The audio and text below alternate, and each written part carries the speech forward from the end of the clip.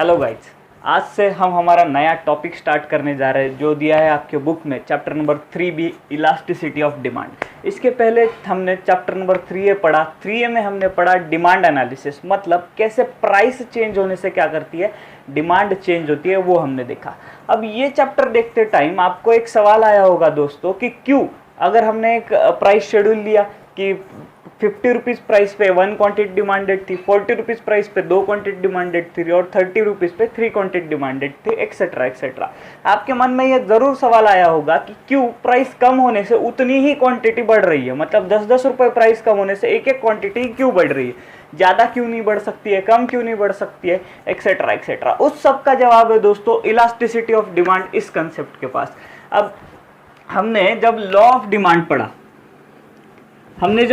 Demand पढ़ा दोस्तों, तो लॉ ऑफ डिमांड में कहा गया था कि प्राइस एंड डिमांड में क्या रिलेशनशिप है, प्राइस एंड डिमांड में रिलेशनशिप है दोस्तों, इनवर्स रिलेशनशिप है।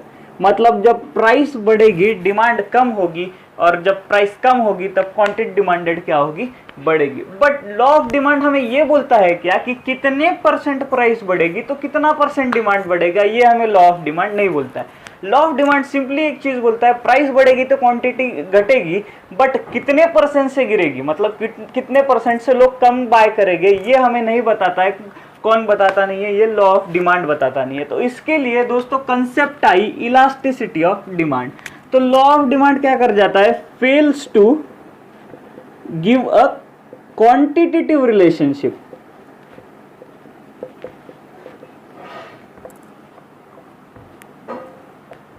क्वांटिटेटिव रिलेशनशिप देने में ये फेल कर जाता है। अब ये क्वांटिटेटिव रिलेशनशिप क्या होता है हमने अभी देखा।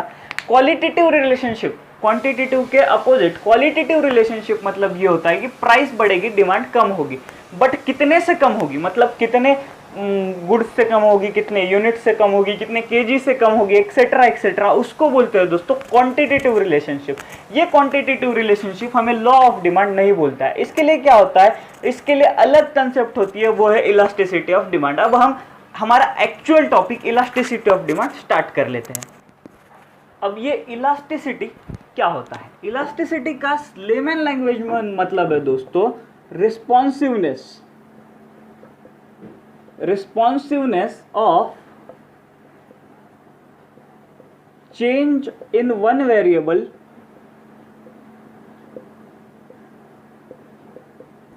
due to change in another variable,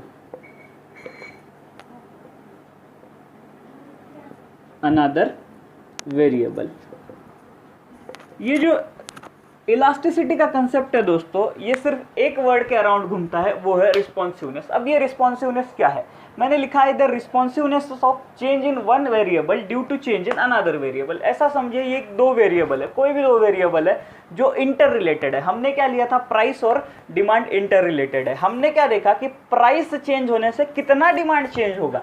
मैं वापस बोल रहा हूं दोस्तों, प्राइस चेंज होने से कितना डिमांड चेंज होगा, इसको बोलते हैं इलास्टिसिटी ऑफ डिमांड। मतलब responsiveness of change in one variable due to change in another variable. हमने क्या किया, चेंज इन अनदर वेरिएबल किया। हमने चेंज किसको किया, चेंज इन प्राइस किया। तो चेंज इन वन वेरिएबल मतलब चेंज इन डिमांड कैसे रिस्पॉन्ड करेगा, इस कंसेप्ट को बोलते हैं दोस्तों इलास्टिसिटी। अब और एक एग्जांपल से इलास्टिसिटी कंसेप्ट को इलैबोरेट करते हैं।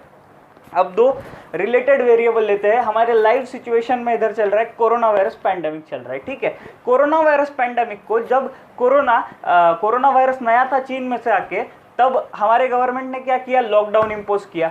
तो हमको लगता था कि लॉकडाउन लगाने से क्या होगा, कोरोना वायरस कम फैलेगा, ठीक है। तो लॉकडाउन और कोरोना वायरस क्या था, पर लिंक थे, ठीक है। अब हमने क्या देखा कि responsiveness of change in one variable due to change in another variable. हमने क्या किया, लॉकडाउन की सिचुएशन को ऊपर नीचे किया, मतलब कभी स्ट्रिक्ट लॉकडाउन किया, कभी कम लॉकडाउन किया, कभी अनलॉक किया।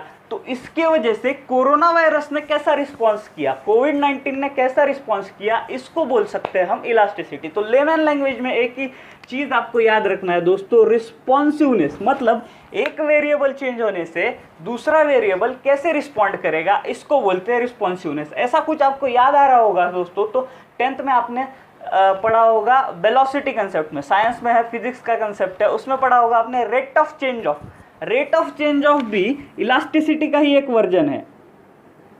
रेट ऑफ चेंज ऑफ मतलब एक वेरिएबल चेंज होने पे दूसरा वेरिएबल कैसे रिएक्ट करेगा, कैसे रिस्पॉन्स करेगा, इसको बोलते हैं दोस्तों इलास्टिसिटी। और हमें इस टॉपिक में इलास्टिसिटी ऑफ डिमांड पढ़ना है। अब इलास्टिसिटी ऑफ डिमांड क्या होगा, हमने देखा था कि डिमांड कितने ही फैक्टर से चेंज हो जाता है। डिमांड प्राइस से चेंज होता है, डिमांड इनकम से चेंज होता है, डिमांड साइज ऑफ पॉपुलेशन से चेंज होता है, डिमांड टेस्ट हैबिट प्रेफरेंसेस से चेंज होता है। तो हमें इस चैप्टर में ये देखना है कि ये जो डिमांड है वो इन सभी फैक्टर्स से, मतलब प्राइस से हो गया, सब्सटीट्यूट के प्राइसेस से हो गया, फिर उसके बाद इनकम से, साइज ऑफ पॉपुलेशन से, ये चेंज करने से डिमांड में कैसा चेंज आएगा, डिमांड कैसे रिस्पॉन्स करेगी, ये हमें देखना है इलास्टिसिटी ऑफ डिमांड इस चैप्टर में। इसके लिए इलास्टिसिटी ऑफ डिमांड इस चैप्टर में हमें क्या पढ़ना है, responsiveness of change in demand due to change in variable to the demand, मतलब डिमांड किस किस वजह से चेंज होगी, ये हमें पढ़ना है इलास्टिसिटी ऑफ डिमांड इस कंसेप्ट में। अभी इसके पहले हमने इलास्टिसिटी क्या है देखा। इलास्टिसिटी क्या है दोस्तों, रिस्पॉन्सिवनेस और रिएक्टनेस, मतलब एक वेरिएबल चेंज होने की वजह से दूसरा वेरिएबल कैसे रिस्पॉन्ड करेगा, कैसे रिएक्ट करेगा, कैसे उसकी क्वांटिटी कम ज़्यादा होगी, ये बोला जाएगा इलास्टिसिटी ऑफ कंसेप्ट में। और हमें इलास्टिसिटी ऑफ डिमांड में ये पढ़ना है कि इलास्टिसिटी ऑफ डिमांड मतलब कि डिमांड कैसे चेंज होगी अदर फैक्टर्स जब हम चेंज करेंगे। इसमें आप सबको मालूम है लॉ ऑफ डिमांड दिया था प्रोफेसर मार्शल इन्होंने।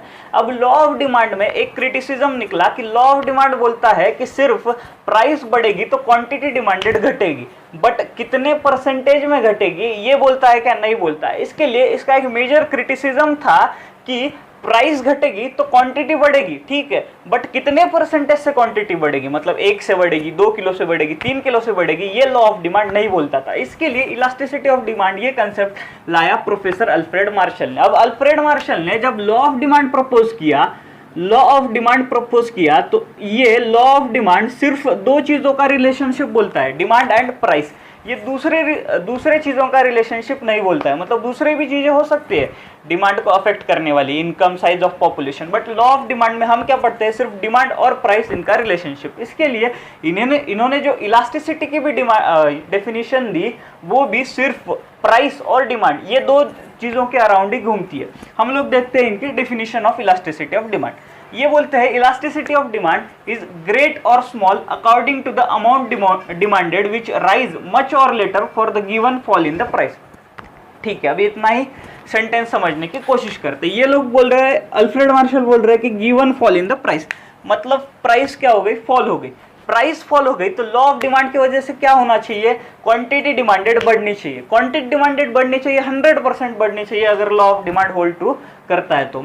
पर वो क्वांटिटी डिमांडेड, अमाउंट डिमांडेड विच राइजेस, बढ़नी चाहिए, ये तो अल्फ्रेड मार्शल भी बोलते हैं, बट मच और लिटिल, मतलब थोड़े अमाउंट से बढ़नी चाहिए या ज्यादा बढ़नी चाहिए। इस कंसेप्ट को इन्होंने नाम दिया इलास्टिसिटी ऑफ डिमांड। इसलिए ये बोलते हैं कि elasticity of demand is great or small, मतलब इलास्टिसिटी ज्यादा है या इलास्टिसिटी कम है, ये हम किससे बताएंगे, अगर प्राइस फॉल हुई तो प्राइस अगर फॉल हुई तो अमाउंट डिमांडेड राइज होनी चाहिए, ठीक है, बट वो राइज कम से होगी या ज्यादा से होगी, इससे हम लोग डिसाइड करेंगे कि इलास्टिसिटी ऑफ डिमांड कम है या ज्यादा है। और उसका कॉन्ट्राडिक्टरी सेंटेंस कि क्वांटिटी डिमांडेड फॉल्स मच और little for the given rise in price. Given rise in price, जब प्राइस राइज होगी तो क्वांटिटी कम होना ही चाहिए, 101% कम होना चाहिए, क्योंकि law of demand hold true करता है।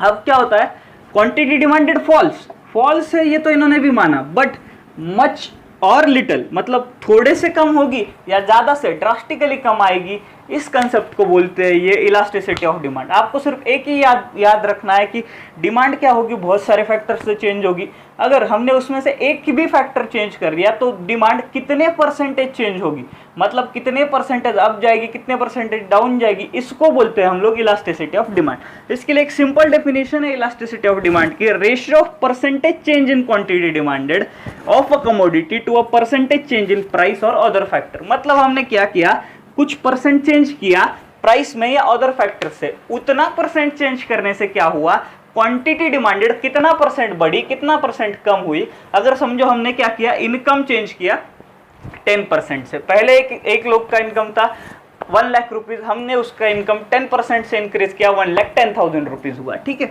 अब 1,10,000 मतलब 10% चेंज इन द प्राइस और अदर फैक्टर इधर मैंने चेंज कर लिया, तो कितना percent change in quantity demanded आएगा, इस कंसेप्ट को बोलते हैं इलास्टिसिटी। इसके लिए आपको जब भी इलास्टिसिटी वर्ड ध्यान में आएगा दोस्तों, तब एक ही चीज ध्यान में लेनी है कि this is ratio of percentage change, मतलब एक चीज चेंज होने से दूसरी चीज कितने परसेंट चेंज होगी, कितना रिस्पॉन्सिवनेस देगी, कितना रिएक्ट करेगी, इसको बोलते हैं इलास्टिसिटी ऑफ डिमांड।